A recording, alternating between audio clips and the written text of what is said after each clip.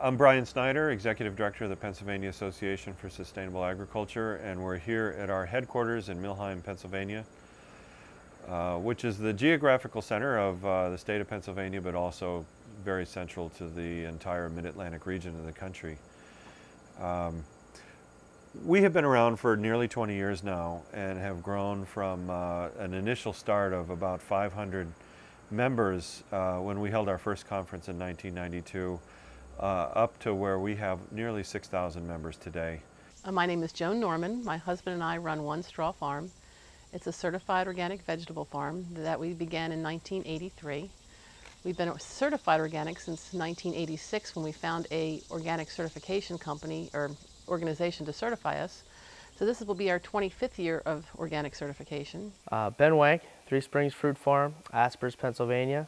I'm a 7th generation fruit grower here in this county, and we've been around in the area since 1818 approximately. What do you grow? Mostly tree fruit, apples, peaches, pears, nectarines, and getting a little more into your plums, apricots, and other stone fruit, in addition to some small fruits and berries and specialty vegetables that we grow for our local farmers markets. A lot of consumers are aware of the value of supporting local farms, but those who are really in the know are starting to become aware of the fact that it's not just a matter of supporting local farms so that they can drive out in the countryside and see beautiful farms all the time, but we're now starting to understand the impact of traditional and more non-sustainable farm techniques on our climate, on our environment in general. We've seen the impact on the Chesapeake Bay watershed, for instance, and we're beginning to reverse that through improving the sustainable practices on farms. And consumers understand this. As we started looking into it, I kind of got excited because all of a sudden there was all these other parts to the farming that we've been done that had never been taken into account. They were asking us whether or not we were treating our employees well. They were asking if we were taking care of the water. They were asking if we were taking care of the wildlife, and the fact that all of a sudden we were getting credit for having a native grass program and bat houses and you know, field roads between the fields, and all of a sudden someone was looking at the bigger picture, not just whether or not we were organic.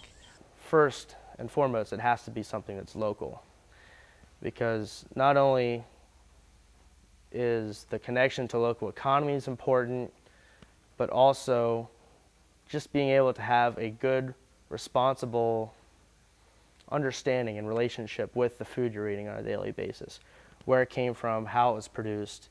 And you know, this is a food safety issue, and it's also just a good conscious, local, community-based way of approaching what you eat.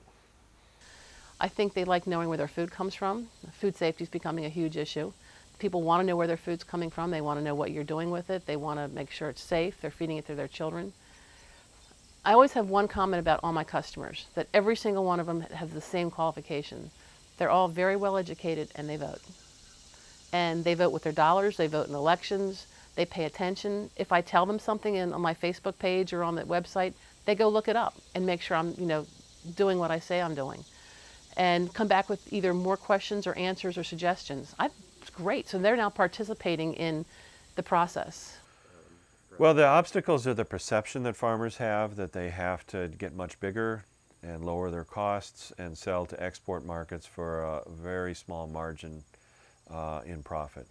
That's one of the biggest obstacles. And so we need to overcome that. We need to get the word out that there is economic benefit involved in becoming more sustainable from an environmental and a social point of view. We are seeing progress along those lines, and I think we'll see a lot more progress, primarily because of the contribution that the Food Alliance is able to make here at this time. Food Alliance certification for us was a way of validating a lot of the things that we were already doing. It was putting a stamp on it saying, it's one thing to make a claim about the way we grow our fruit and the methods we use and why that's a significantly better product. than folks who you maybe don't know anything about how it's grown. But getting some authentication to those claims was very important. Putting down on that paper that we were committed to continuing to pursue the best and most sustainable methods of growing our fruit, and making that commitment. And you know, it wouldn't be very valuable for us if it wasn't a significantly difficult undertaking. If it was easy for folks to achieve the certification, it wouldn't be as valuable to us. I would tell you, I think most of my customers thought I was doing that because they assume that comes with the organic label. And I think some of those are big assumptions. I think there's plenty of conventional farmers who are doing the same thing that I am and haven't looked at exactly where the fine lines are between where we start and stop. We don't use a lot of the pesticides they use, and we don't use herbicides, but I think they're caring for their workers, and I think they're probably taking care of their wildlife and taking advantage of what they have around them and conserving water. I think it's Food Alliance gives us an opportunity to find more common ground amongst farmers. That a sustainable word with some guidelines, it's not just me saying that I do it, it's somebody who's checked up and has been informed enough to know whether or not I'm really doing it. It's a third-party certification. I think Food Alliance certification does three things primarily to help us address environmental problems in the Chesapeake Bay or any other watershed in which we're operating. One is the obvious. It establishes benchmarks and best practices that farmers can follow in order to make sure that their farms are operating in the most environmentally sound way possible. But secondly, it provides a way of connecting to the public to tell them how they can discern which food has been produced in the watershed in a sustainable manner. And the third way is that through the first two steps, it actually provides an economic benefit to the farms for doing the right thing. And there are very few ways otherwise in which a farmer gets a benefit or gets paid for making good decisions on their farms in terms of protecting the environment, and the Food Alliance is a great way to make sure that happens.